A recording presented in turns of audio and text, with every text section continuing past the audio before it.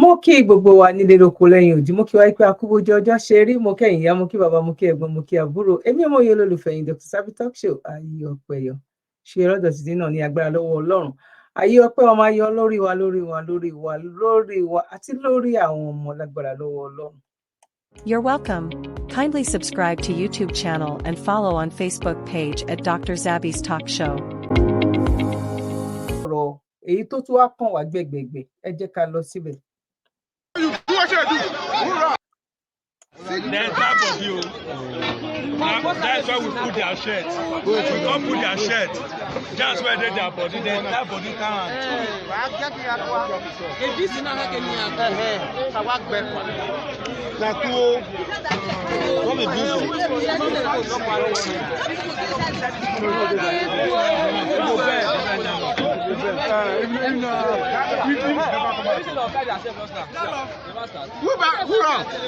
What did happen? Hold on.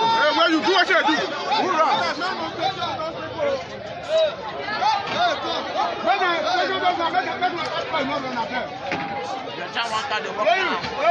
No. Keep people for bush.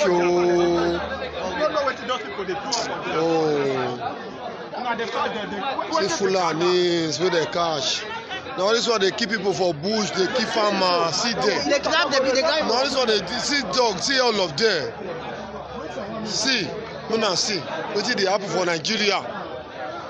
That's what they happen for Nigeria. Oh. Now this one they keep people for bush, keep farmers. Oh, this one they keep farmers for forest. They will chop their crops, they will kill them. See all of them, see their dog.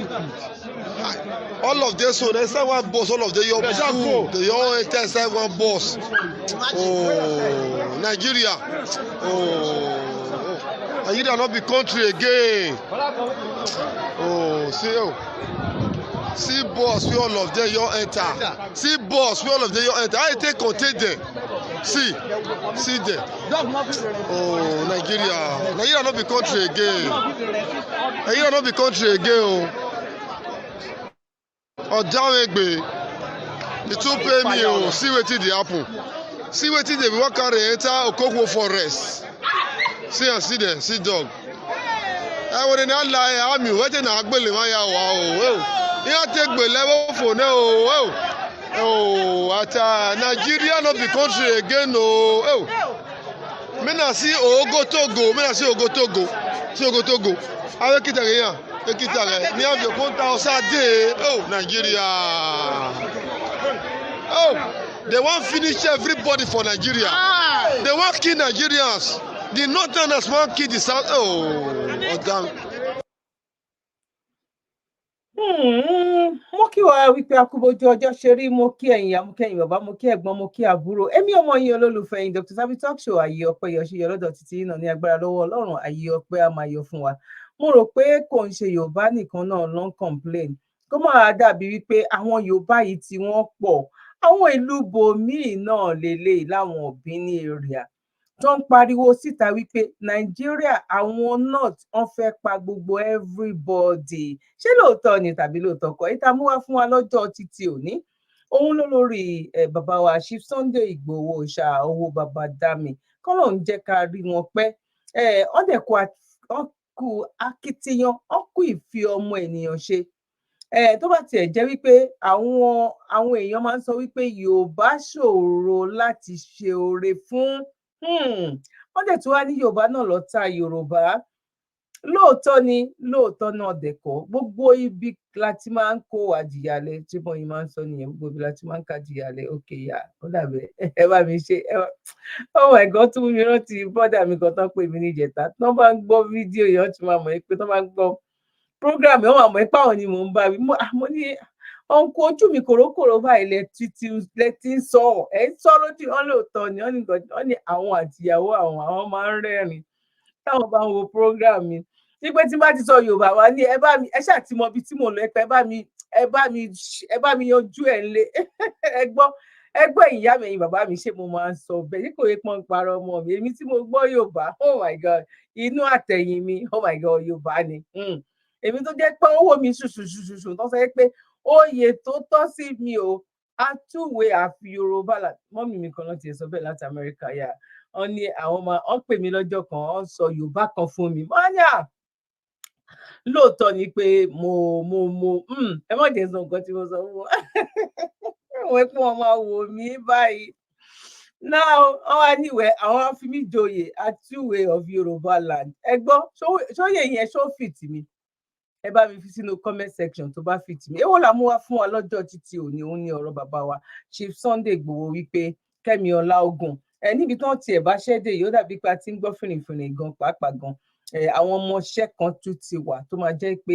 àwọn máa lọ fún retirement àwọn béèrè owó retirement lọ́wọ́ wa náà but ní àwọn tó bá mẹ́tọ́ á sanwó retirement fún wọn ẹ máa níbo ni mò ń lọ ibo ni mo ti ń bọ̀ báwo ló ṣe rí jẹ́ ká sáré lọ gbọ́ àwọn nǹkan mẹ́sẹ̀gì tí àwọn bàbá wa àti ìyá wa yìí tó ń fi síta ká ẹ̀ṣẹ̀ wá gbé fídíò àwọn tí ó jẹ́ wípé wọ́n ti gba iṣẹ́ yẹn a máa fún wọn ní gbogbo information àwọn fúnra wọn tẹ̀sán information wọn at the end of the day wọ́n máa lè máa mọ àwọn ibi tó yẹ kán lọ a dúpẹ́ lọ́wọ́ gbogbo ẹ̀yin tẹ́ ti bá wa láìkè ètò bẹ́ẹ̀ ṣe ń kí mi pé mo pé ètò bẹ́ẹ̀ náà lèmi náà ń kí yín pé akúbójú ọjọ́ ṣe rí mo kẹ́yìn ìyá mo kẹ́yìn bàbá mo kí ẹ̀gbọ́n mo kí àbúrò God bless you tó bá jẹ́ nígbà àkọ́kọ́ tẹ̀ ṣe darapọ̀ mọ́ wa lórí ìkànnì aláyọ̀ yìí èmi ọmọ yín olólùfẹ́ yín Dr. Zabby Talk Show ayé ọpẹ́ yọ ṣe yọ lọ́dọ̀ títí yín náà ní agbára lọ́wọ́ Ọlọ́run ayé ọpẹ́ ayọ̀ fún wa lórí ọmọ lórí ìdáwọ́lé wa òun láyé ọpẹ́ ló máa fi máa yọ ẹ jẹ́ ká sáré lọ sí ìpolówó kékeré yìí. You're welcome. Kindly subscribe to YouTube channel and follow on Facebook page at Dr. Zabby's Talk Show.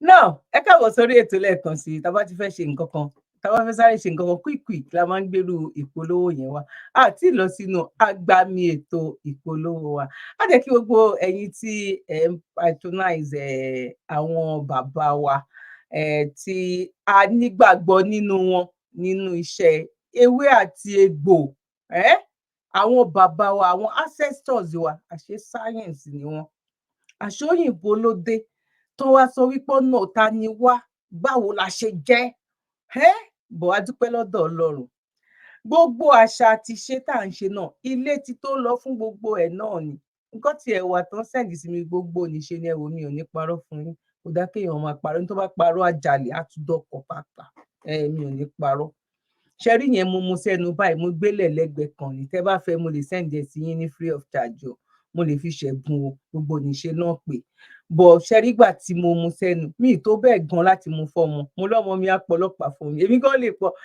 ìwọ̀n 5 minutes báwo ó dàbí pé nǹkan mi ò lo mi lè sọ pé mo fẹ́ lè sọ mi ì lórú ẹ̀rí ìṣọ́ tí èèyàn bá kú tán bá fi síyàn lẹ́nu ó máa jí bọ́ lọ́dọ̀ àwọn ẹlòmíì kò jẹ́ nǹkan kan ò bọ́ lọ́dọ̀ èmi bí mo yé sọ̀rọ̀ ìgan mo ìrántí torí ẹ̀ a dúpẹ́ lọ́wọ́ àwọn ancestors wa àwa dúpẹ́ lọ́wọ́ àwọn bàbá wa àwọn ìyá wa tó sì ń jáwé téwé ń jẹ́ fún wọn tó dẹ̀ ìmọ̀ àpàdé gbogbo ẹ̀ tó lè ṣe tó dẹ̀ jẹ́ pé ó máa rí bẹ́ẹ̀ ṣe báwọn kan ní ọlànàmbà rẹ̀ níbí báyìí èmi máa ń nọ́bẹ̀ dáadáa because àwọn oògùn wọn ẹ máa rí wípé kí ládẹ bá lọ síbẹ̀ wípé ọ̀rọ̀ ìwé àtẹ̀gbò ni wọ́n máa kọ́ síbẹ̀ pé ìwé àtẹ̀gbò náà làwọn náà fi ṣe bọ́ à kí ń gbé nǹkan tiwa lárugẹ ẹ jẹ́ ká bẹ̀rẹ̀ láti máa gbé àwọn nǹkan tiwa lárugẹ àwọn nǹkan tèmi rí tí mo lò tí mo dẹ̀ bá bẹ́ẹ̀ òun lèmi ń sọ o mo dẹ̀ rò pé àwọn níwọ̀nba díẹ̀ táwọn tán mọ̀ mí mi ò ní gbẹ́nu mi lé nǹkan tó jẹ́ wípé wọ́n lẹ́ni tó bá gbowó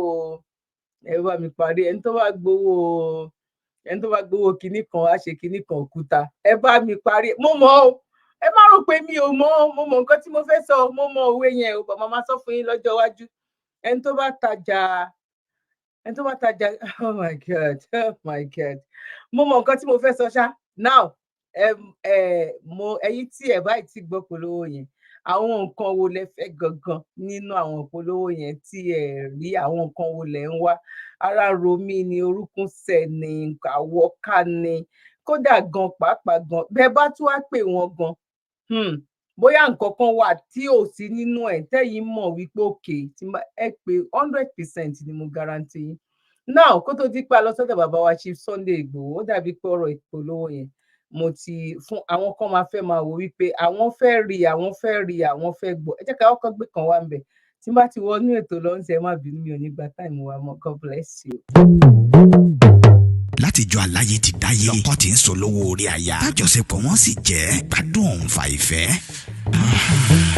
Tẹ́rẹ́ ìgbádùn lọ́kọláya bá ti ń bọ́ ságídé kásáyàn òfàǹfẹ́ láàrin wọn dò ní yọ̀bẹ̀kẹ́ tọkọ ò lè gòkè lọ́wọ́ déré tọkọ wa ń ṣe súkẹ́súkẹ́ lórí aya Orísun ló yẹ ká padà sí ká tọ́jú ara wa pẹ̀lú S2 Herbal Bitters fátẹ̀ kan lẹ̀ gbọ̀ngbọ̀ngbọ̀n ká kó lẹ́gbẹ́ àwọn tí ń bẹ̀bẹ̀ fàyà lórí ibùsùn S2 Herbal Bitters 100% herbal tí ò lọ́tí kankan nínú pẹ̀lú oúnjẹ NAFDAC S2 Herbal Bitters ilé-iṣẹ́ S2 Ultimate Holistic Spiritual Herbal Remedy International Limited ló ń ṣe 002 Park Street First Avance Junction Ọ̀lẹ́yọ̀ Ìbàdàn Ọ̀yọ́ State ó wà lọ́pọ̀ yanturu ní 1825 Olúyọ̀lé Shopping Complex New Garage Ìbàdàn ẹ ti lè rí rà ní Lasorat Royal Plaza Asunlẹ̀ Junction off Akala Express Ìbàdàn Ọ̀yọ́ State fún ẹ̀kúnrẹ́rẹ́ àlàyé síwájú sí tàbí tẹ̀yin gan bá fẹ́ jẹ́ alágbàtà fún wa ẹ pè tàbí ká WhatsApp wa lórí +234 704 079 0153 tàbí kẹ́kàn sí +234 806 400 0204 bákan náà ni ẹ lè kàn sí abroad line wa lórí +353 894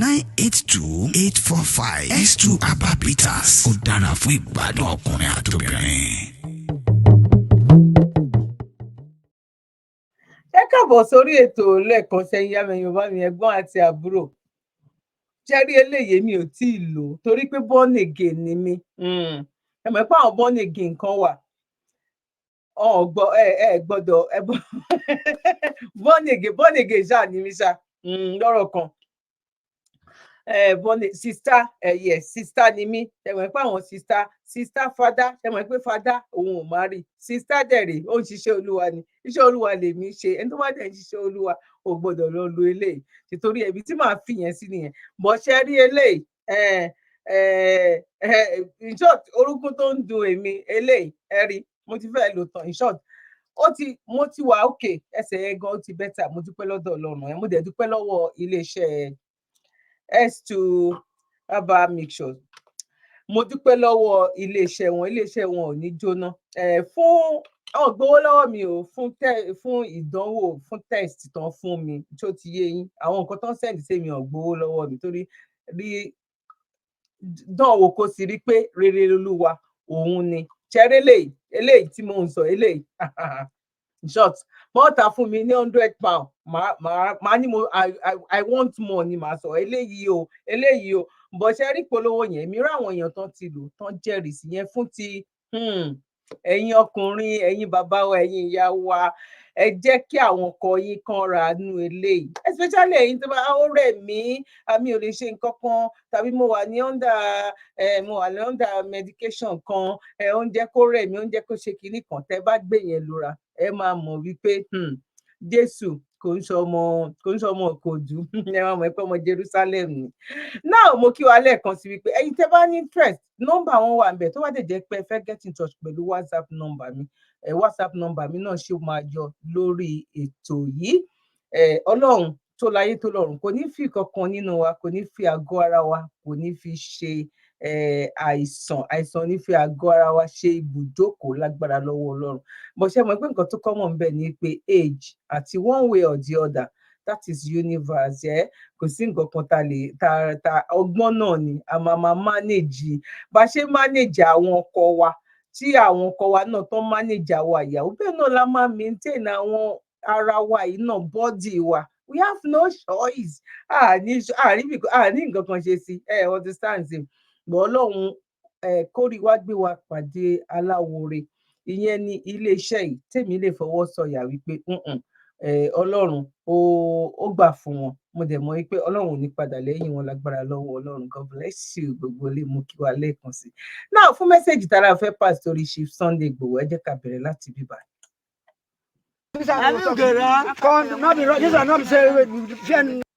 Màmá ẹ máa bọ̀ ẹjọ́ ẹ gbà mí tó bá jẹ́ ẹ máa ọ̀rọ̀ politics wọ́n gan kúkú mọ̀ mí ọ̀gá ó mọ̀ mí pé mi kì í ṣe báyìí. obìnrin wa kọ́ jẹ́ bọ́lá obìnrin wa bẹ́ẹ̀ dọ̀ dúró láàrin wọn. òun jọ̀gá lókè lọ́hùn. Just go. Yaya go inside. Yaya go inside. Yaya come here. Yaya come here. Where you can go? This is come. Not be. This is not say. Fear not. Woman they cover them. So I'm so mad. Aba just come in sorrow. What's come in sorrow? Agbada. What's sorrow? Waka ni biawo. O le sọ Yorùbá, o le sọ Yorùbá. Wa we bia, do akada do ka. Na Yorùbá okudo. Anti me waka da do. Waka o, enyo na eru ko. Ai ga ibe si ni le, ai me ru ase nwaro ye ya ba we. Onye na oni na re esi ke na da, na na re. O to. Ye lo de nya na kokoto paka ya ni na re. Àwọn ni be na ehi, e gbete kala ye yin. Wa ka itere o asu ka so na ebo. Oúnjẹ wa la wá síbí o, àwa obìnrin àtọkùnrin. Àwa obìnrin àkúkú lè lọ sóko torí àwọn Fúlàní. Tá bá lọ sóko báyìí a máa bẹ̀rù nítorí wọn. Àti ọmọ wa a lè fi kí ọmọ wa kọ́ òun nìkan kó máa lọ sí oko. Torí bẹ́ẹ̀ la fi ń bẹ̀ báyìí. Àbẹ́tí ó kà yẹ pọ̀ jù Gbogbo bẹ́ẹ̀. oúnjẹ wa tó wà nínú oko, wọ́n ti jẹ gbogbo ẹ̀, ọ̀gẹ̀dẹ̀, ewùrà, iṣu, gbogbo nǹkan ọtún ẹ̀gẹ́, gbogbo bẹ́ẹ̀ ni wọ́n jalè o. Ibi tí wọ́n kì í wọ̀ tẹ́lẹ̀, wọ́n gbogbo ẹ̀ lọ ni wọ́n wọ̀ báyìí o. Bàbá sọ̀rọ̀ kí n wá sọ̀rọ̀. Okay. So àwọn Fúlàní wọn ò jẹ́ ká wá gbádùn bíi báyìí. Especially gan àwọn ọ̀pọ̀lọpọ̀ á ti fẹ́ sápò ń bí pé nǹkan tó ń torí ẹ̀ wá sílẹ̀ yìí pé òun ò rí ṣe mọ́. Lẹ́yìn ọba kọlẹ̀ lẹ́ni ọ̀la àwọn mẹ́lù á lọ finish ẹ̀ kò sọ̀njẹ mọ́. Àwa tó wà lóko kọ ìyá ló ń jẹ wá báyìí. So àwa náà gan ti ń ra gàrí. Bá a bá kó ewùrà sílẹ̀ á kó. Bó o kóṣù sílẹ̀ á kó. Gbogbo nǹkan ní oko kò sí nǹkan tí agbádùn ẹ̀ mọ́. Gẹ́gẹ́ bí nǹkan tí iṣẹ́ tẹ́ rán mi, mo dúpẹ́ lọ́wọ́ àwọn tó wà lẹ́yìn mi báyìí. Kò sí kan tí mo lè ṣe tí mo sọ fún ẹ pé ìgbà tó ẹ fi bẹ̀rẹ̀ lẹ́ẹ̀kan òjò rọ̀, òjò yẹn àbápọ̀ ju eléyìí lọ, òjò yẹn ló kọ̀ sí ẹ̀. Gẹ́gẹ́ bí wọ́n ṣe sọ, àwa gan báyìí òjò tó rọ̀ lé ní ló ṣẹ̀ṣẹ̀ rọ̀ gan báyìí kò dẹ̀ tóbi tó bẹ́ẹ̀. A dẹ̀ ní kankan àti ìgbì kankan, ìwọ̀nba kan tí a ní sóko gbogbo ẹ̀ ni wọ́n ti kó lọ, ni wọ́n ti jí lọ. Màdúrú wọn gan báyìí wọ́n wà nínú oko bá a ṣe sọ̀rọ̀ báyìí, wọ́n wà nínú oko wa àwọn kan báyìí. Mo wá pé tó jẹ́ ṣáàmà ni wọn ní Àkúrẹ́ níjọ́sí wípé kó wá wo oko wa. Ó ti sọ pé òun bọ̀ ló sọ títí dè ní. Ó wá ṣáàmà ní ọ̀gá wọn gangan tó jẹ́ ọ̀gá wọn níbí ní ìmẹ̀rì níbí. Ó wá sí ilé mi gangan. Lẹ́yìn ìgbà tó wá sílé mi tí mo sọ pé mo fẹ́ fi oko àwọn ìgbìrà lọ hàn bí wọ́n ṣe bà oko ìgbìrà jẹ́ àtìgbà yẹn mi tiẹ̀ rí mọ́. Kó tó wá di ìjẹrin tí mo wá lọ sóko tí mo tó wá bá wọn lóko ẹni tẹ́ bá sọ̀rọ̀ yìí òun ni mo kó bá mi pè ọ̀gá wọn ní Àkúrẹ́ kó bá wọn sọ̀rọ̀ pé wàhálà ṣẹlẹ̀ báyìí o torí ẹni tí bá ti mú lóko mi nínú máa pátọ̀ máa para mi tì í ìkọ́ tí mo mì nìyẹn kó tó di pé ẹ tún wá gbé ìgbésẹ̀ tí ẹ gbé ní ọ̀sán yìí tó bá jẹ́ pé àárọ̀ la gbọ́ àbáná àbápọ̀ gidi but nísìnyí ìwọ̀nba tí a rí báyìí ẹ̀jẹ̀ àwọn àgbẹ̀ Oǹdó ṣètì lélẹ́yìí o àwọn àgbà àtàwọn ìgbìlà àwọn gan ló pọ̀ sọ́dọ̀ mi gan báyìí ẹjọ́ ẹ gbà wá o Sunday Igboho kó gbà wá Sunday Igboho kó gbà wá kó tú wa sílẹ̀ nǹkan tí ta sọ nìyẹn o ẹjọ́ o ìyà yìí ti pọ̀ jù o lórí àwọn obìnrin gan ṣiṣẹ́ àwọn obìnrin tó jẹ́ pé owó kìí ṣe owó díẹ̀ ni wọ́n fi gba ilé ìgbìlà màdúró àbàjẹ́ èèyàn lọ yá owó ó fi dá oko kò ní géènì kankan nínú ẹ̀ àwọn obìnrin especially àwọn obìnrin ló tẹ̀ dùn mí jù wọ́n lọ gbá owó èlé wọ́n fi ṣoko màdúró àbàjẹ́ lọ́jọ́ kan ẹjọ́ Sunday Igboho kó gbà wá o ní Oǹdó State o Sunday Igboho kó gbà wá o ẹjọ́ o ẹ ṣé o ẹ ṣé o.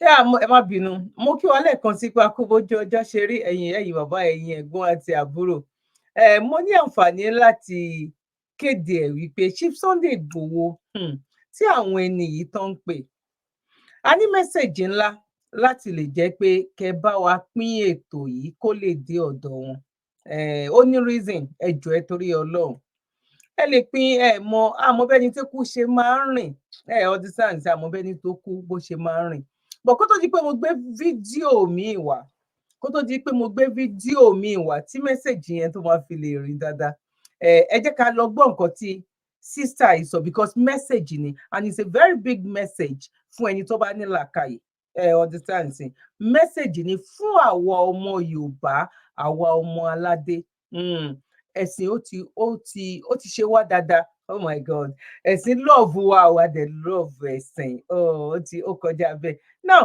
ẹ jẹ́ kí n sáré gbé wá. ẹnikẹ́ni tẹ́ bá rí aṣọ àgbékọ̀yà lọ́rùn ẹ̀ tó bá ṣe mọ̀nàmọ́ná ẹ pè wá tẹ́ bá pè wá. bàbá Ìjẹ̀bú. wọ́n láwọn Yorùbá sọ pé wọ́n láwọn máa ń láàánú panápaná máa lọ kó má dà sí. ṣé ń gbọ́ mọ́lá ń pàṣẹ fún panápaná kọ́ máa lọ kọ́ má dà sí. ẹ̀sùn ogbó tírọ̀kì ọjà ọlọ́jà ẹ bà ṣọ́ọ̀bù oníṣọ́ọ̀bù jẹ́ ẹ wá máa wò kankan o ìjọba onírì kankan ṣe sí yẹn o bọ̀ṣẹ́ rẹ̀ ká dá àwọn Haúsá lẹ́bi ni bàbá Ìjẹ̀bú pépà 200 naira kò ṣe 200 naira ó dógun lẹ̀ ó dájà lẹ̀ now ẹni wọ́n ṣá àwọn Yorùbá níṣàkúṣà wọ́n ṣá Haúsá kò wọlé tàbá ní kan dira wọ́n ní wọ́n ń ṣoògùn torúkọ mọ̀ pé ní sam làwọn lè dogun lẹ̀ tí ẹ bá rí ordinary blade razor blade ní ọwọ́ Yorùbá lásán ọlọ́pàá lè gbé kọ́nà lẹ́wọ̀n wọ́n á ní kí ló fi ń ṣe ọ̀bẹ dẹ̀ máa wà lára mọ́là olórí burúkú lè àwọn míì náà àwọn olórí wa o torí àwọn kan tó ẹ kán mójútó wọn mójútó ẹ̀yin Yorùbá tẹ́ ẹ tí wọ́n mọ̀ pé láwọn olórí rẹ̀ àwọn olórí ibú la ní tó yẹ kẹ́ dira ẹ̀ dira nílé epo lọ́jà ilé epo ń bí wọ́n wá ń ṣá Yorùbá níṣàkúṣà wọ́n wá pa wọ́n nípakúpa ẹ̀ náà ṣàyà àtọmọ òun lọ ọjà ní ayé tá a wà níbi táyé lajú dé kódà kó fẹ́ lọ pọnmi nídìí bọ́ọ̀lù lásán lògbàdì lọ wọ́n ń ṣe rálì lásán wọ́n ń ṣe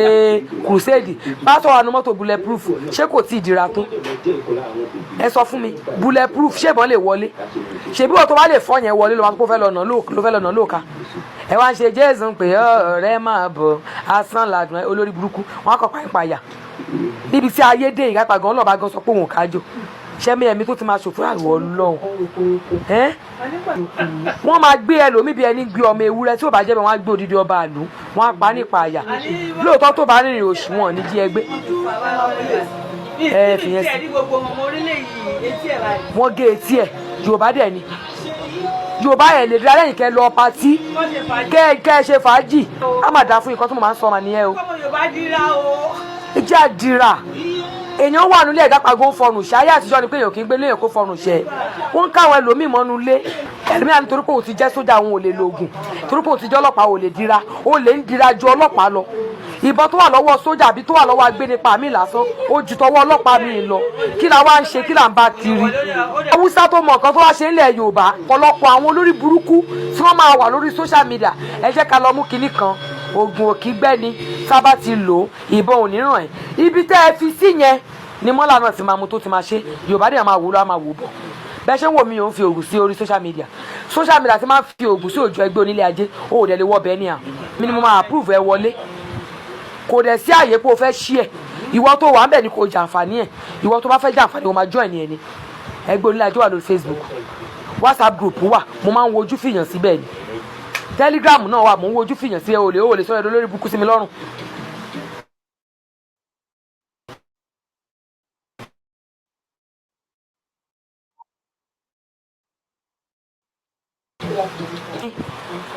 ẹ máa fi oògùn sórí social media ẹni à oògùn kí ni mọ́lá ní orí social media náà ni most of them tí ó bá yẹ bẹ́ẹ̀ ni irú àbúkọ́ àwọn mi wọ́n máa bọ ìbọn wọ́n ń ta epo sórí ìbọn oògùn lákàáyé kọ́ náà ń bọ yẹn Boko Haram tó dẹ̀ tún ṣe fídíò tó tún post yẹ wọ́n dẹ̀ bọ ìbọn yẹn tán báyìí àwọn tí wọ́n mú tó fẹ́ pa wọ́n dẹ̀ ké bí similar ìsàn lára wọ́n dẹ̀ dùn bú wọn bẹ́ẹ̀ ni mo sọ fún yín ṣáàṣì ẹ̀rí kan tó máa ń post yẹn ni wọ́n dẹ̀ send ẹ̀ sórí social media àwọn ìjọba wa fóònù tí wọ́n fi send ẹ̀ yẹn tí wọ́n fi post ẹ̀ page tí wọ́n fi post ẹ̀ yẹn wọ́n rí trace nọ́mbà tí wọ́n fi send ẹ̀ bí orí WhatsApp bí kankan náà send ẹ̀ wọ́n rí trace o wọ́n rí trace o kí la tó lè ṣe náà ẹ̀ náà fún yín o Yorùbá ò lè dira Haúsá ń dira bẹ́ẹ̀ bá rí blade lọ́wọ́ Yorùbá ẹ máa mú wọn tẹ́ bá wá rí dágà lọ́wọ́ Haúsá ẹ máa ní wọ́n fi ń protect ara wọn torí pé ọ̀pọ̀lọpọ̀ àwọn ààyè ńláńláńlá lẹ̀ Yorùbá àwọn Haúsá náà wà ń bẹ̀ kí làwa Yorùbá wa ń wò kú orí ẹ̀kọ́ tó rọ ọmọ Haúsá pé ó ń ṣe yahoo orí ẹ̀kọ́ tó rọ ọmọ Haúsá pé wọ́n ń ṣe tọ́ọ̀gì ní gáràjì torí pé orí wọn pé àwọn náà pọ̀ jù náà àwọn àgbẹ̀ àwọn náà pọ̀ jù ẹwà ọmọ Yíbò náà ilé wọn ló pọ̀ jù ní Èkó yìí àwọn nọ́mbà àwọn ọmọ Ìgbò jàpáyà àwọn Yorùbá kan ló donate Èkó abẹ́yà wèrè àwọn estate tẹ̀ ń wò yẹn Ìgbò ló ní ilé tó pọ̀ jù ń bẹ̀ Haúsá ló ní ilé tó pọ̀ jù ń bẹ̀ wọ́n wá ń pa wọ́n bí ẹran nílé epo ìjọ ìjà yẹn ti bẹ̀rẹ̀ láti àná sẹ́mi ẹ̀mí tó ti máa ṣòfò lẹ́yìn báyìí sí nítorí pépà bàbá Ìjẹ̀bú wọn ò tí ì torí bàbá Ìjẹ̀bú káńsù wọn wá ló ẹ̀pọ̀ àwọn kọ̀ọ̀kan ṣe bọ́ọ̀lù náà ló máa lọ máa ta tẹ́tẹ́ ọ̀lẹ́ olè ló máa lọ máa ta tẹ́tẹ́ náà because owó tó lè fúyàwó ẹ̀ lówó oúnjẹ nulẹ̀ tí wàá pé àtúwọ̀n náírà yìí sì máa fúyàwó mi kan fi jẹun jẹ́ tún ṣiṣẹ́ kí tún lè rí ànádá wọn wàá mú 200 náírà wà lọ fi ta tẹ́tẹ́ wàá máa retí kó fẹ́ fi 200 náírà fẹ́ fi jẹ 200,000. ṣe rí wípé ọ̀rọ̀ ni sísá wa náà sọ now ẹ máa rí wípé àwọn tí a pè ní ọba wa mo rí fídíò Ọọ̀ni Ọ̀jájá kọ́lọ̀ ń jẹ́ ká rí wọn pẹ́pẹ́pẹ́ mi ò yájú sọ́ba o now Ọ̀jájá ń sọ nǹkan kan nínú fídíò yẹn wípé kán pawó pọ̀ kán túbọ̀ ti Tinubu lẹ́yìn wọn láwọn tó sẹ pé àwọn fẹ́ Yorùbá nation yẹn wọn lọ́kàn ń wí àwáwí ni kò yẹ yín sìn ìgbà tí Tinubu tó wọlé yìí ní fídíò yẹn bọ̀ kò ń ṣe lénìí máa wá fídíò yẹn máa gbé wá mo wò dáadáa kò wù mí láti wò lẹ́ẹ̀mejì ẹ̀kan tí mo wò yẹn ni mi ò tiẹ̀ ní interest gan láti sọ pé bọ̀ máa gbé wá a lò lórí program àwọn èèyàn tó yẹ kẹ́ ẹ lọ ké bá tó sọ wípé lóòótọ́ lótìtọ́ àti òdodo làwọn ó mọ̀ wípé ìlú ò rọgbọ lótìtọ́ àti òdodo ìlú ò rọgbọ now àwọn tó wá ń pariwo wípé àwọn fẹ́ ẹ̀sìn Sunday Igboho kó wá gba àwọn mi ò fẹ́ sọ̀rọ̀ ẹ jẹ́ kí n gbé fídíò wọn kejì wá tó bá jẹ́ òun ni ìkejì lélẹ̀. wọ́n bá wa dá sọ̀rọ̀ yìí à ń bẹ̀yìn alágbára tó ń tún yín bẹ́ẹ̀ ká má bàa kú sóko gbèsè ká má bàa kú sínú ìyàn á fi àsìkò ibẹ̀ Sunday Igboho kó wá bá wa dá sọ̀rọ̀ yìí kó bá wa lé àwọn olubi wọ̀nyí lọ o ìyà tó ń jẹ wá yìí ó ti pọ̀ ju o ṣé ti òjò ní ká sọ òjò tún bẹ̀rẹ̀ báyìí àtúbẹ̀rẹ̀ ṣe oko wọ́n ti tún dé àbá Kútọ́nù ní Èkìtì ń bí gbogbo bẹ̀ náà ti bàjẹ́ ṣe ni màálù ń wọ́ lọ tó ń wọ́ bọ̀ wọn dẹ̀ gbọ́dọ̀ kí wọ́n bọ́ ti kí wọ́n wàhálà ló máa dà ìbàyẹn náà yọ àdá náà yọ ìbọn àwọn èèyàn tó ń gbé ìbọn sakabula kiri gan wọn nísinmi bìlìntà sí sáwọn tó ń kó AK-47 tó ń gbé káàkiri inú igbó sí àwọn náà lọ dojú ìjà kọ abẹ̀yìn ẹ̀yìn alágbára kẹwàá bá. náà ṣẹgbọ́ wọ́n ní kí Chief Sunday Igboho kó wá gba àwọn níbi tí ọ̀rọ̀ yìí dé ẹ jẹ́ ká sáré tún lọ wo fídíò yìí torí mi ò fẹ́ gbà wá lákòókò. Imam beings to Lagos on. You see when Asha said there is fire on the mountain. This is a typical example, but this time around there is fire in Lagos. And the fire you are talking about is all these northerners that keep trooping into Lagos and the Abokis.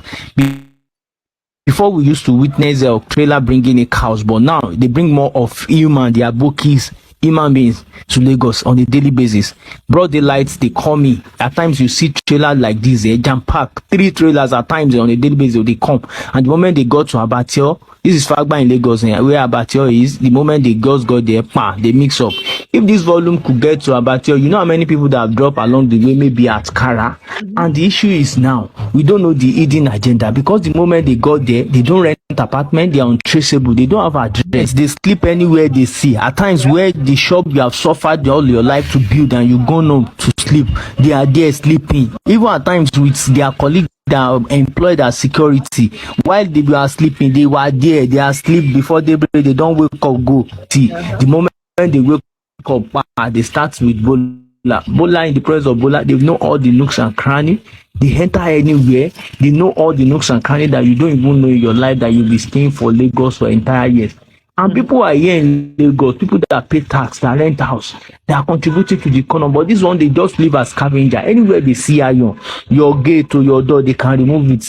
If you use iron as bridge, they can remove it. You understand? Yeah. And they are looking safe, looking smelly and unkept, untidy. You know, all these things doesn't even have a good replica as in a city look representation. And the funniest thing is, some of them take up Okada. And in the presence of this Okada, I've seen a pit of people. Maybe you just have change issue, any little thing, they change it to war. Fagba here, they beat people for change. Fagba, they have killed.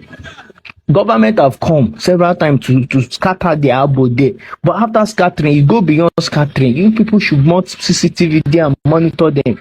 They need to be checked. They need to be checked from entry to Lagos. So they are the better.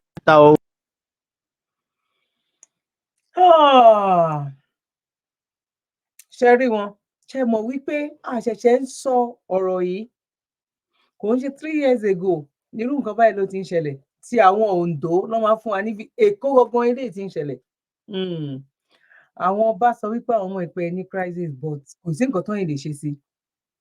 Náà gbogbo àwọn tó wá ń lọgun Chief Sunday Igboho gbà wá, Chief Sunday Igboho gbà wá, Chief Sunday Igboho gbà wá now.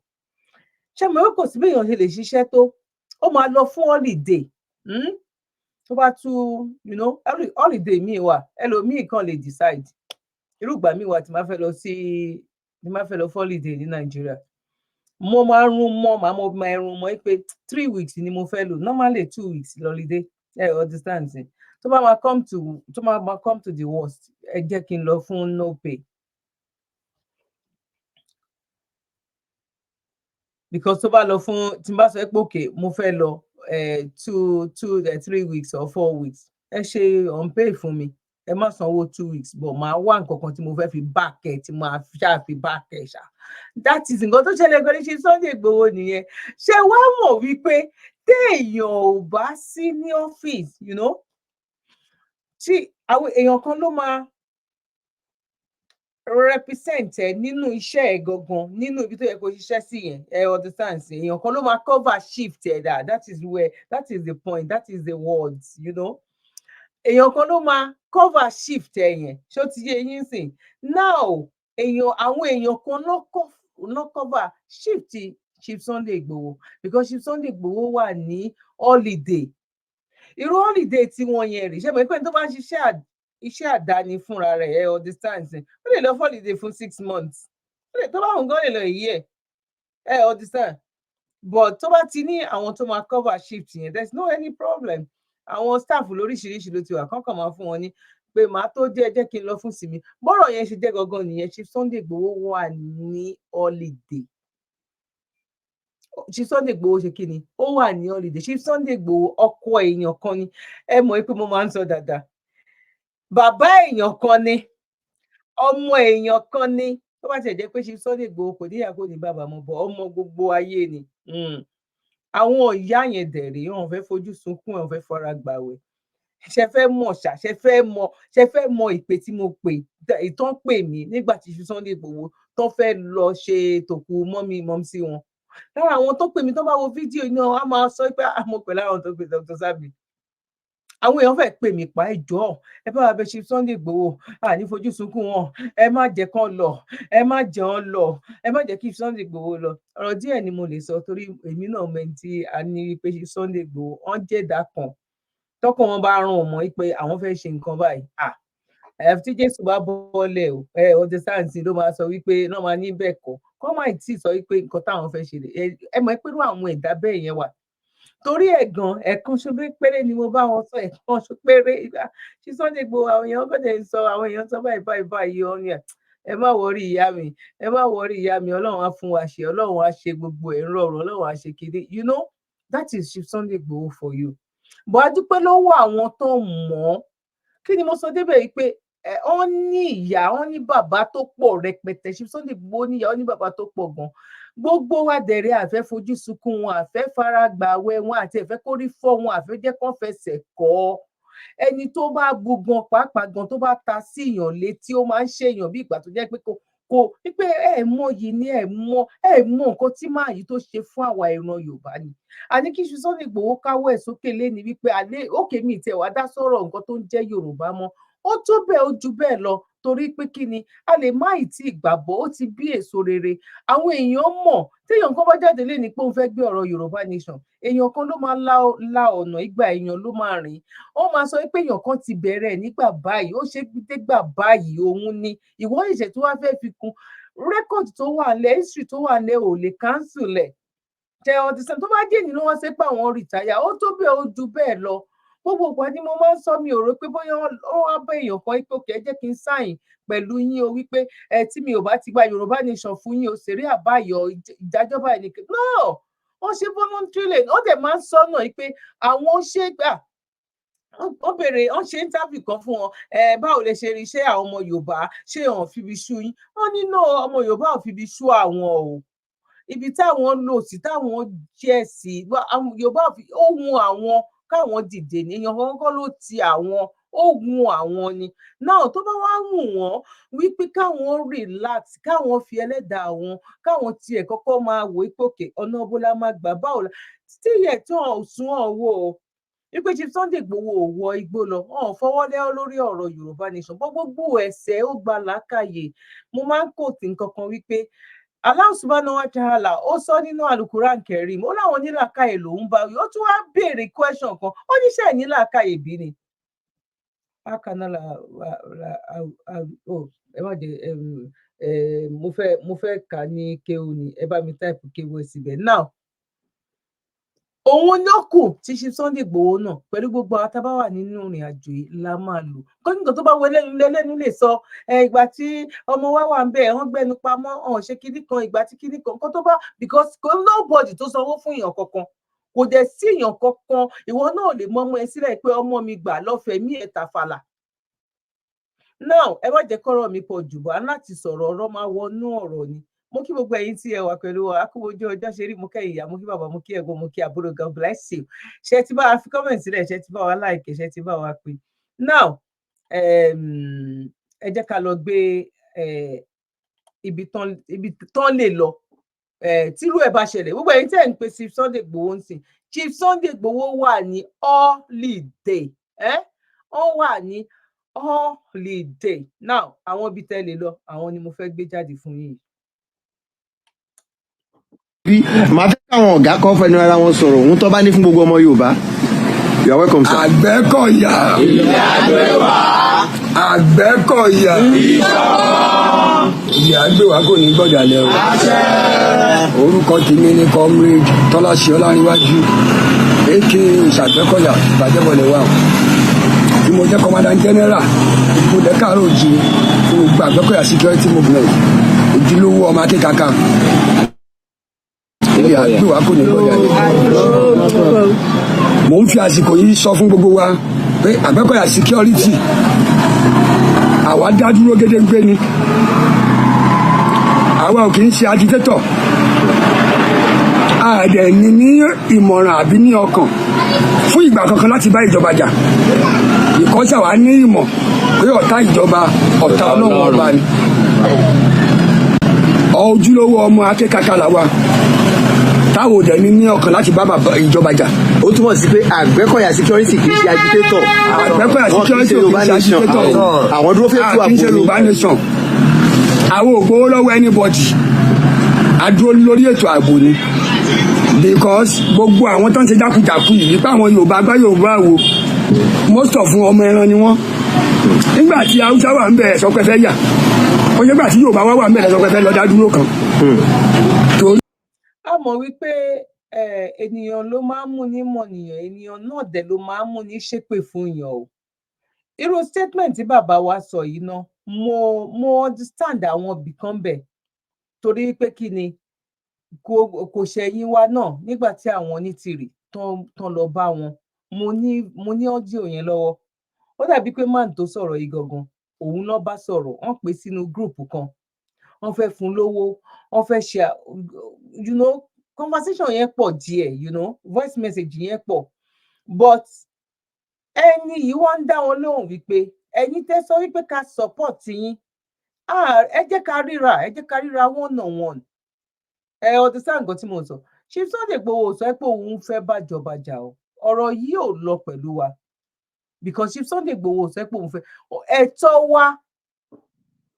ẹ̀tọ́ wa wípé a fẹ́ dá dúró a dẹ̀ lè dá dúró ó dẹ̀ wà nínú constitution wípé a lè ṣe bẹ́ẹ̀ Buhari náà sọ nígbà tó lọ sí UN bóyá 4 years ago Buhari náà sọ wípé you have the right to do so but láti lè wá accept yẹn kù sọ́wọ́ àwọn ìjọba. Wait níbi tá a wà níbí báyìí nínú UK ó ní years kò ń ṣọdún 10 kò ń ṣe 15 years làwọn náà láwọn ti fẹ́ ya kúrò ní ara UK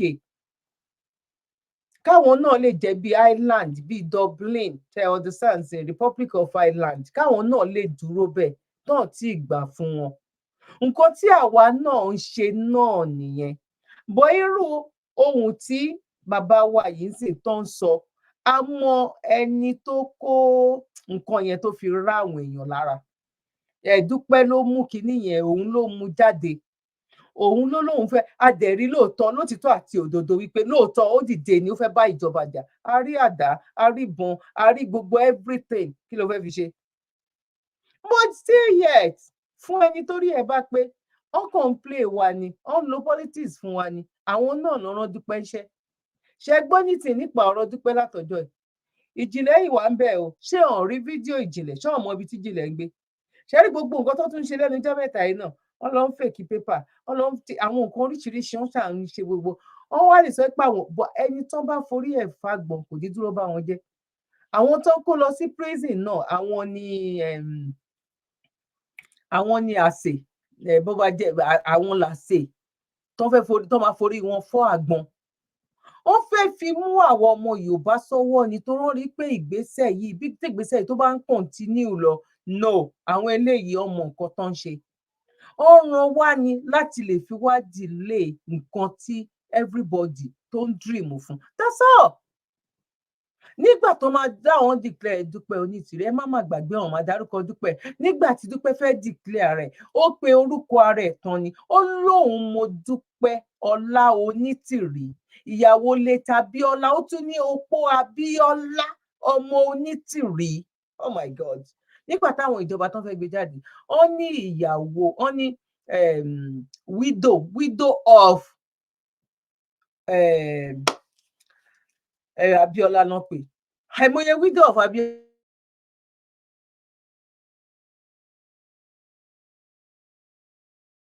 This ló ń lò fún everybody gbogbo nǹkan tó ń sọ yẹn wọn kàn ń sọ kó má dàbí pé àwọn sọ nǹkan kan ni until tá a bá rí báyìí kòrókòrò wípé nínú àwọn tó wà nídìí ọ̀rọ̀ yìí tó lè rí wọn mú tó wá mú wọn tó wá ń question wọn pẹ̀lú ìtànṣe láti tí ò bá jẹ́ bẹ́ẹ̀ ni ẹ̀yin ọmọ Yorùbá ẹ jẹ́ ká gbàgbé bóyá ìṣẹ̀lẹ̀ now àwọn eléyìí tán sọ̀rọ̀ yìí ń sìn gbogbo ẹ̀yin bàbá wa tẹ́ wà nínú oko àwa náà rí àfìlẹ̀ àmọ́ bó ṣe ń ṣe yín tábà tiẹ̀ sí ń bẹ̀ wọ àwọn Àgbẹ̀kọ̀yà láwọn ti dúró tán àwọn bí Àgbẹ̀kọ̀yà gbogbo orígun tán bá wà nílẹ̀ Yorùbá ẹ má pè ṣe Sunday Igboho for now ṣe Sunday Igboho wà fún ọ wà lọ́lídé for now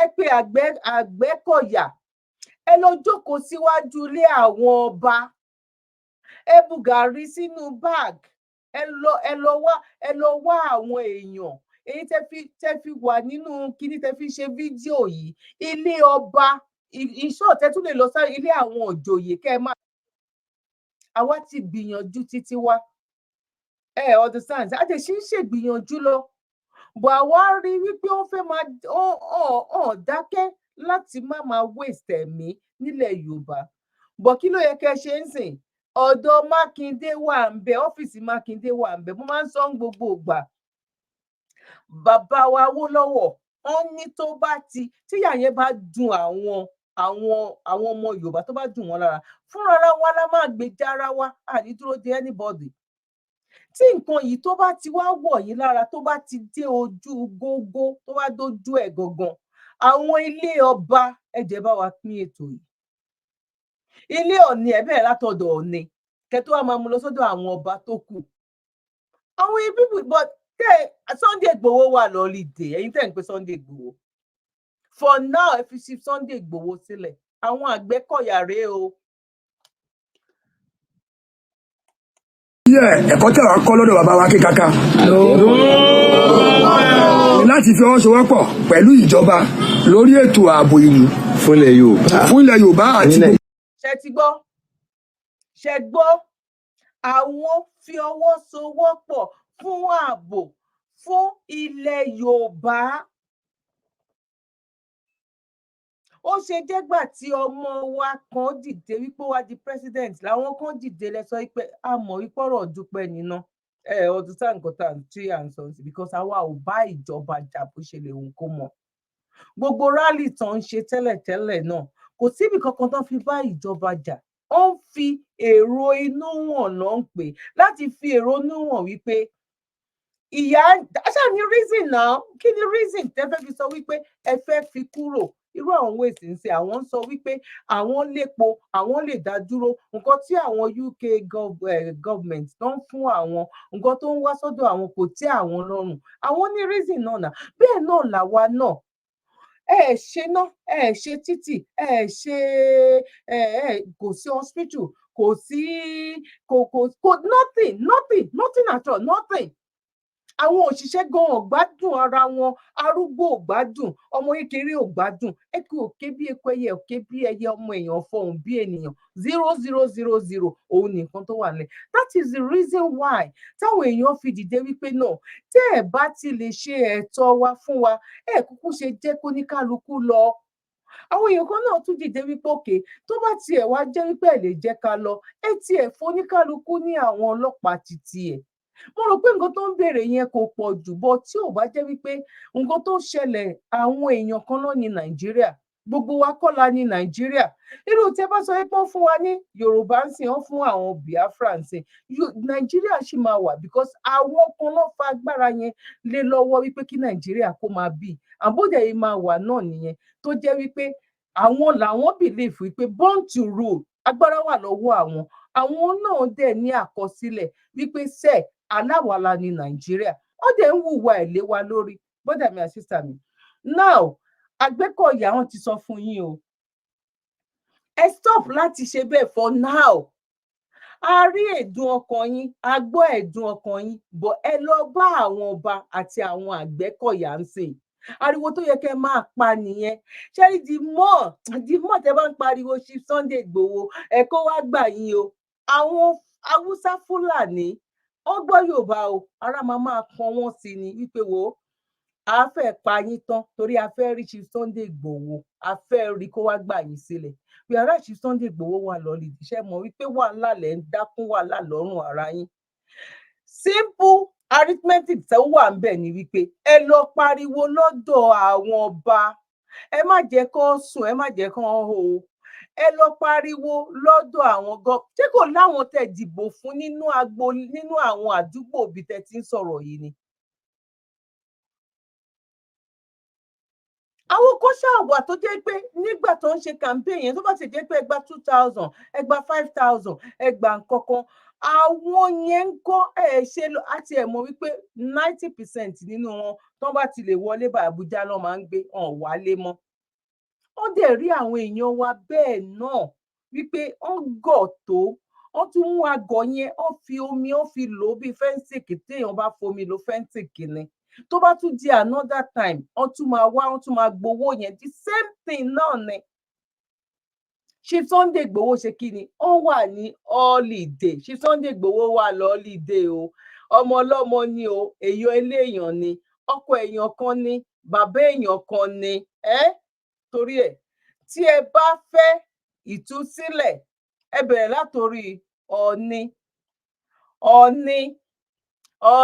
ẹ bẹ̀rẹ̀ látòrí bàbá wa Ọọ̀ni ẹ lọ máa sùn sẹ́nu ọ̀nà wọn ẹ wá àwọn àdírẹ́sì àwọn Àgbẹ̀kọ̀yà yìí ọmọ Yorùbá lálá àwọn eléyìí ò gbọdọ̀ wà nílùú kí Fúlàní kan tún máa ṣe nǹkan kan fún yín torí ẹ̀ bọ́dà mi àti sàmì ojú òní tiwa ọ̀rọ̀ wa dayọ̀ èyí tó da kò ní dìbànújẹ́ lágbára lọ́wọ́ Ọlọ́run now ẹ jẹ́ kí a wá lọ wo nǹkan tó ṣẹlẹ̀ ní ibi báyìí. lójú ẹ̀ tó kì í. Nǹkan tí mo sọ nìyẹn, tábà dá ìjì máa yín tó bá sọmọ tí ibẹ̀ náà lọ́jọ́ mi gan. Yóò sunkún kò sọ́gbọ̀n rẹ̀ kò sọ́gbọ̀n ní òde ní sunkún náà. Yóò sunkún. Lójú ẹ̀ tó kì í. Wọ́n wọ̀rí o ti dé fún ọ, ìyẹ̀kú ti dé fún ọ. O ti ní ìtúsílẹ̀ o. Bẹ̀lẹ̀ o ti ní ìtúsílẹ̀. Ọlọ́run ti ṣàánú rẹ̀. Kí ló tẹ gbé ṣẹ̀kẹ̀ṣẹ̀kẹ̀ sí lẹ́sẹ̀? Alùpùpù sí lẹ́sẹ̀. Kí ló tẹ fi ṣe bẹ́ẹ̀? Kí ló tà fà yín máa ṣe báyìí? ṣé bóyá máa ṣe yín ní ìjọba fẹ́ sá lọ bóyá máa ṣe yín ní ìjọba fẹ́ sá lọ ṣé o máa fáànù wọ. Ara mi náà kéwòn ni. bóyá máa tó ẹni tó bá fẹ́ sá lọ bóyá máa ṣe yín ní. àfáà kí lórúkọ àfáà yẹn. bàbá ṣé ẹ ti rí ìnira tẹ fọmọ yìí sí báyìí ẹ wò ìnira tẹ fọmọ yìí sí ẹ wò ìnira tẹ fọmọ yìí sí bàbá ṣé ẹ ti rí ìnira tẹ fọmọ yìí sí. ṣe rí àfà ṣe rí ìnira tó fi ọmọ sí torí pé ọmọ ò lọ sílé kéwú ṣe rí nǹkan tẹ̀sìn tó dà fún wa. Eku òkè bí eku, ẹyẹ òkè bí ẹyẹ, ọmọ èèyàn fọhùn bí ènìyàn. Àwọn wo ló ń fi àyè jẹ wá bí òun ṣe àwọn ìjọba àti àwọn tó láwọn gbẹ́sìn sọ́wọ́. Because wọ́n lòòṣà tí ò gbèmí ṣe bí bó ṣe bá mi.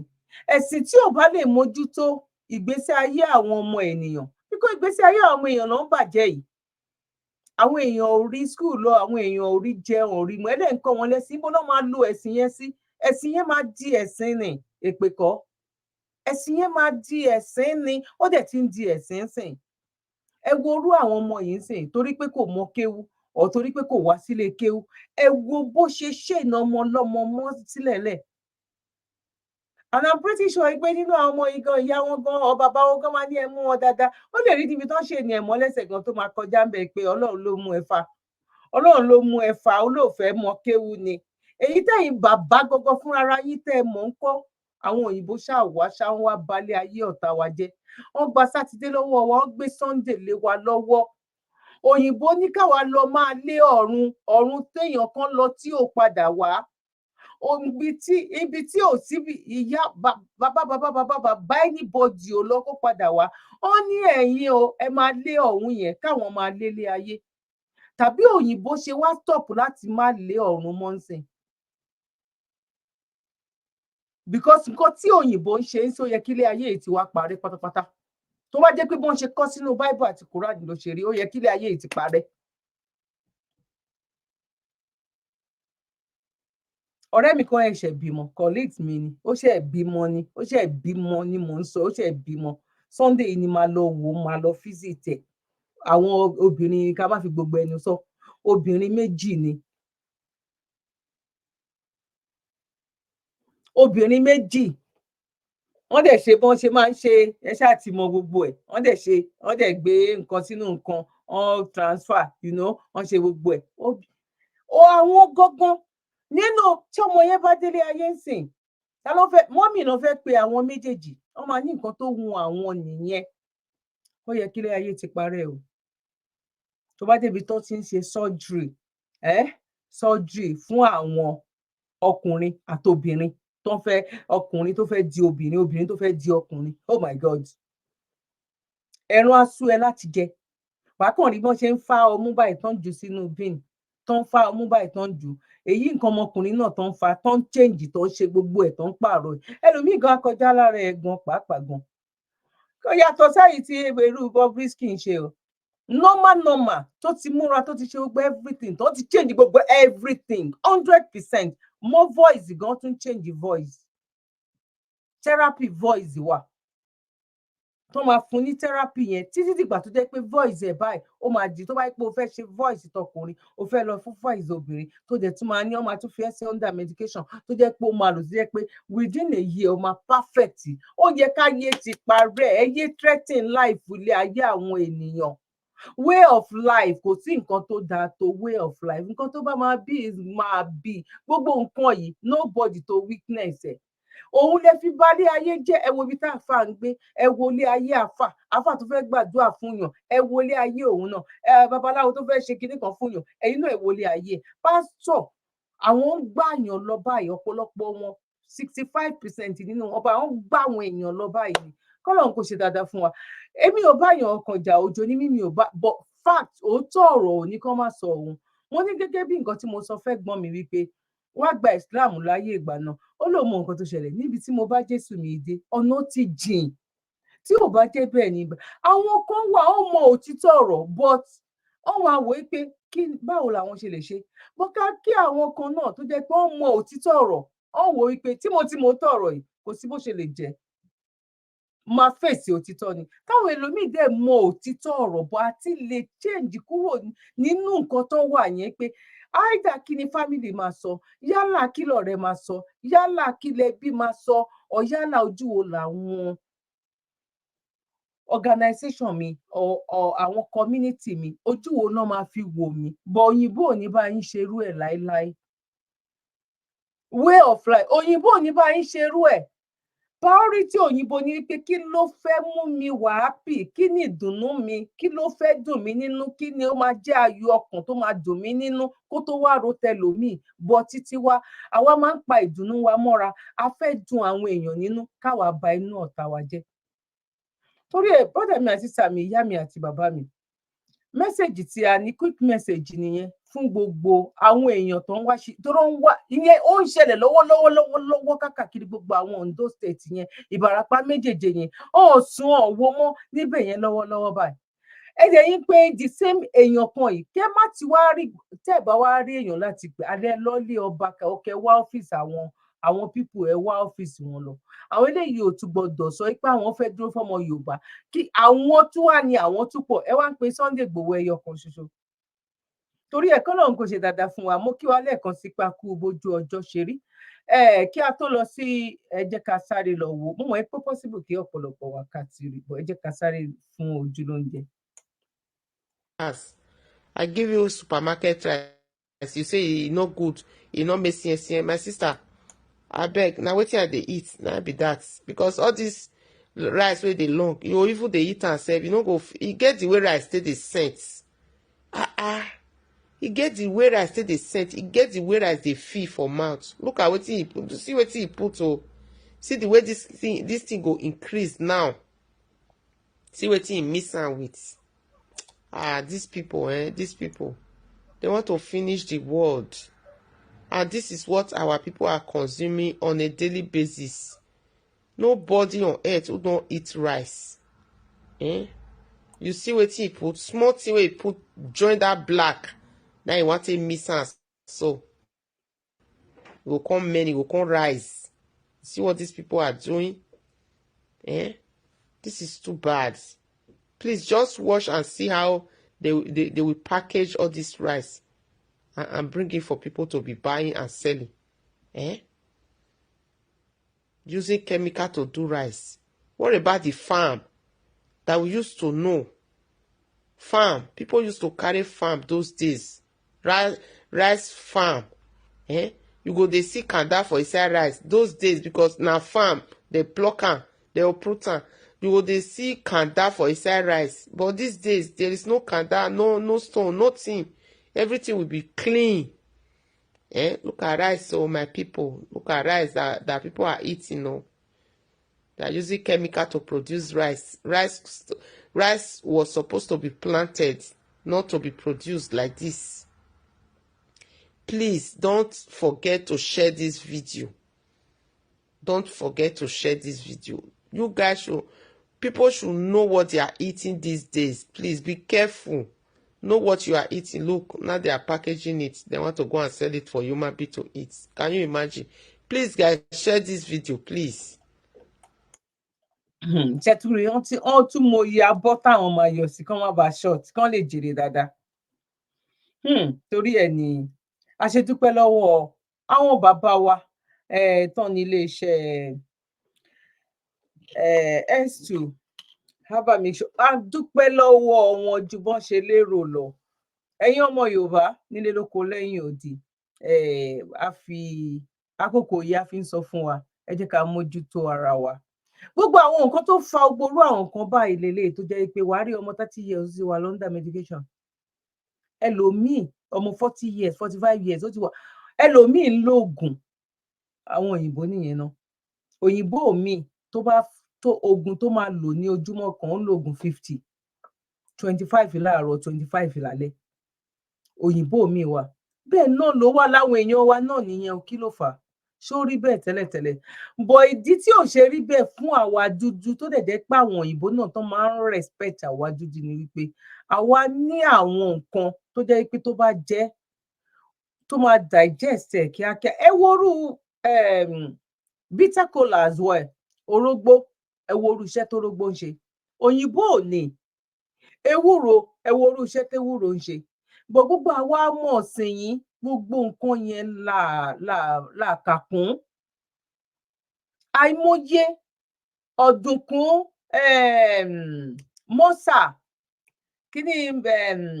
kí lorúkọ òun náà ṣé mọ́sà ló máa ń pè é tó jẹ́ tó dàbí irú bitter cola yẹn tóun náà dúdú báyìí tó máa ń pa tó máa ń ní bíi nylon láàrin báyìí òun náà ní iṣẹ́ tó ń ṣe nínú àgọ́ ara ṣé mọ̀ káwọn èèyàn kan wá tó jókòó kan tó wá mú hemọ́bí kan tó wá mú gbogbo ẹ̀ papọ̀ kò ń ṣiṣẹ́ kékeré brother and my sister mi bọ́ àwa àìmọ̀ nǹkan téèyàn bá ní kò ń jọ̀yàn lójú òun ni ọ̀rọ̀ wa ẹlòmíín wà gan kò nídìí láti wà ní under medication but ọlá wípé nǹkan tán dì yẹn mi ò fẹ́ ta ló mọ ibi tán ti ṣe ta ló mọ ibi tán ti lọ ta ló mọ ibi tán ti já ewé yẹn whereas ọlọ́mọdé ká máa dín ẹ̀mí wa kù lójoojúmọ́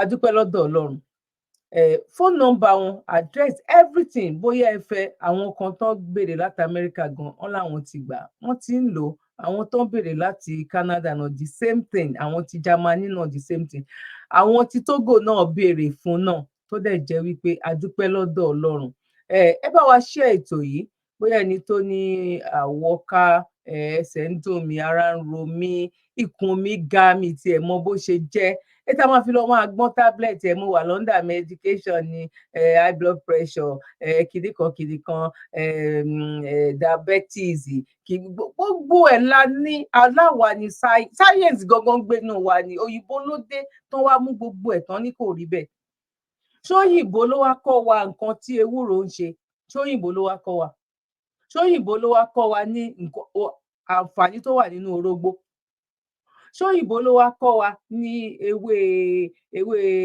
ewé jẹ́ngbọ́mọjó òyìnbó ló wá kọ́ wa wípé kán pe ohùn sórí èèyàn kórí máa fọ́ kórí fífọ́ yẹn kó dẹ̀ lọ ṣóyìnbó ló wá kọ́ wa bọ́ wọ́n kàn dé tán wá gba sáyẹ̀nsì ọwọ́ wa wọ́n wá fi ẹ̀sìn wọ́n fi replace ẹ̀ fún wa sáyẹ̀nsì dẹ̀ rèé kò sí nínú ẹ̀sìn bọ̀ ẹ̀sìn ó wà nínú science dá dúró ni tó bá make sense.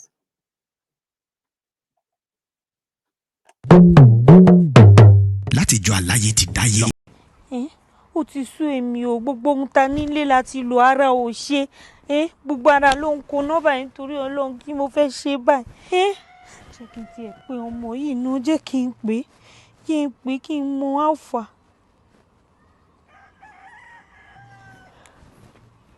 wo náà gbé kọ́ọ̀lù ẹ̀. hello mami. hello ara náírà bàbá rẹ̀ ò yá àtàná ló ti bẹ̀rẹ̀ bó ṣe ń pariwo orí fífọ́ ló ń pariwo inú dúdú ikùn ríro gbogbo èrò tí mo nílé mo ti lò kò tẹ yàtọ̀ náà. nǹkan kékeré ló ń ṣe bàbá. ara ẹ̀ ò yá ganjọ́ máa bọ̀. àrùn kòkòrò inú ẹ̀jẹ̀ ló ń ṣe wọ́n jàre ẹ wo inú ẹ̀rù tí mo fi ránṣẹ́ lọ́sẹ̀ tó kọjá. ẹ máa rí S2 ultimate herbal mixture bẹ́ẹ̀. S2. ẹ kàn fún wọn ní ṣíbí nǹkan 2 láàárọ̀ 2 lálẹ́. ṣíbí 2 láàárọ̀ ṣíbí 2 lálẹ́ ó dáa máa pè ẹ́ padà máa pè ẹ́. ìlànà ìgbàkẹ́lánú ẹ̀mú.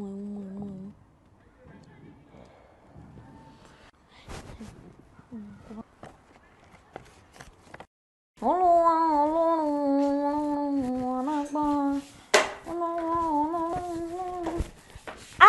kóyákóyá ni. Arámà ti lè. A dúpẹ́ f'Olúwa o. Ọpẹ́lọpẹ́ S2 ultimate herbal mixture. S2 ultimate herbal mixture. S2 ultimate herbal mixture for the management of high blood pressure. S2 ultimate herbal mixture ọkọ̀ ìfúnpá gíga, àìróorun sùn, orí fífọ́, ara yíyún àti èyíkéyìí kòkòrò tó ń ti dọ̀tí inú ẹ̀jẹ̀ gbogbo. Ilé-iṣẹ́ S2 ultimate holistic spiritual herbal remedy international limited ló ń ṣe. 2 Park Street First Avance Junction Ọ̀lẹ́yọ̀ Ìbàdàn Ọ̀yọ́ State. Ó wà lọ́pọ̀ yanturu ní 1825 Olúyọ̀lé shopping complex New Garage Ìbàdàn. Ẹ ti lè rí fi rà ní Lasorat Royal Plaza Asunlẹ̀ Junction off Akala Express Ìbàdàn Ọ̀yọ́ State. Fún ẹ̀kúnrẹ́rẹ́ àlàyé síwájú sí tàbí tẹ̀yin gan bá fẹ́ jẹ́ alágbàtà fún wa ẹ pè tàbí ká WhatsApp wa lórí +234 704 079 0153 tàbí ká kàn sí +234 806 400 0204. Bákan náà ni ẹ lè kàn sí abroad line wa lórí +353 894 982 845. S2 Ultimate Herbal Mixture ló ní káwọn èèyàn máa kó lágọ̀ọ́ ara ká lálàáfíà kára wa dá ṣáká. Ẹ káàbọ̀ sórí ètò lẹ́ẹ̀kan sí. Ẹ̀sìn ló nídìí science kò nídìí ẹ̀sìn. Àwọn bàbá wa wọ́n ti mọ science kan tó sọ pé àwọn gbẹ̀sìn dé torí pé àwọn bàbá wa way of life òun nìkan tí àwọn bàbá wa òun náà ń lò. Náà kí Ọlọ́run kó ṣe dáadáa fún wa. Gbogbo ẹ̀yin tí ẹ bá ìjẹ̀jẹ́ nígbà àkọ́kọ́ tẹ darapọ̀ mọ́ wa lórí ètò, ẹ bá wa pín, ẹ bá wa share. Ẹ bá wa fi kọ́mẹ̀ntì yín sílẹ̀, báwo ló ṣe rí lọ́dọ̀ títí yín. Ojú tẹ fi ń wò mí ò ní fọ́, etí tẹ fi ń gbọ́ mi ò ní di. Mi ò ní ṣìwí, ẹ̀yin náà ní ṣì mí gbọ́ ní agbára lọ́wọ́ Ọlọ́run. Èmi ọmọ yín àbúrò yín olólùfẹ́ yín Dr. Zabby Talk Show. Ààyè ọpẹ́ yọ sí yọ lọ́dọ̀ títí yín náà toró yọ lọ́dọ̀ ti tèmi o. Ààyè ọpẹ́ ayọ̀ fún wa lórí ọmọ, lórí ìdáwọ́lé wa, òun lààyè ọpẹ́ ló máa fi máa yọ. Ẹ bá wa pín ètò yìí tó bá jẹ́ nígbà àkọ́kọ́ tẹ́ ń ṣe máa darapọ̀ wọn lórí ìkànnì, ẹ bá wa subscribe so that anytime tó bá ń ṣe program ẹ lè máa rí notification. God bless you. One love. Bye for now. You're welcome.